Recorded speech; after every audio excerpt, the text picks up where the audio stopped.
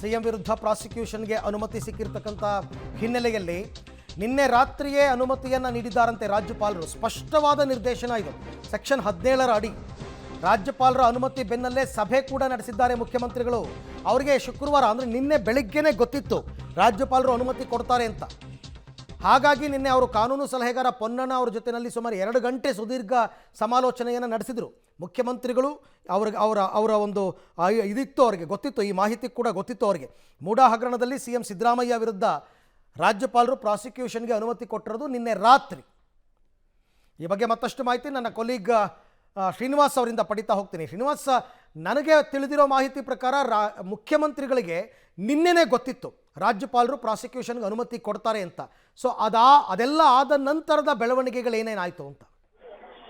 ಅರವಿಂದ್, ರಾಜ್ಯಪಾಲರು ಪ್ರಾಸಿಕ್ಯೂಷನ್ಗೆ ಅನುಮತಿ ಕೊಡಬಹುದು ಅನ್ನುವಂತಹ ಮಾಹಿತಿಗಳು ಸಿಎಂಗೆ ಬಂದಿತ್ತು. ನಿನ್ನೆ ಮಾಹಿತಿಗಳ ಪ್ರಕಾರ ನಿನ್ನೆ ಸುದೀರ್ಘವಾಗಿ ಕಾನೂನು ತಜ್ಞರ ಜೊತೆ ಸಿಎಂ ಅವರು ಮಾತನಾಡಿದ್ದಾರೆ ಅನ್ನುವಂತ ಮಾಹಿತಿಗಳು ಲಭ್ಯವಾಗಿದ್ದಾವೆ.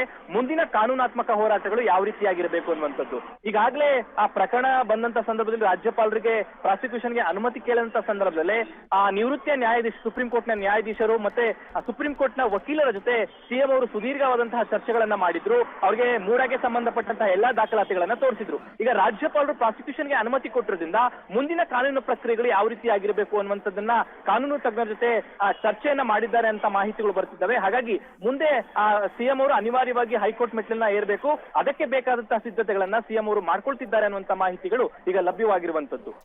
ಥ್ಯಾಂಕ್ ಯು ಶ್ರೀನಿವಾಸ್, ತಮ್ಮೆಲ್ಲ ಮಾಹಿತಿಗೆ ಧನ್ಯವಾದ. ನಿನ್ನೆ ಕಾನೂನು ಸಲಹೆಗಾರ ಪೊನ್ನಣ್ಣ ಅವರು ಕೆಲವೊಂದು ಸೂಚನೆಗಳನ್ನ ಕೊಟ್ಟಿದ್ದಾರಂತೆ, ಈ ರೀತಿ ಮಾಡೋಣ ಅಂತ. ಅದರ ಪ್ರಕಾರನೇ ಕಾನೂನಾತ್ಮಕ ಹೋರಾಟ ಮಾಡ್ತಾರೆ.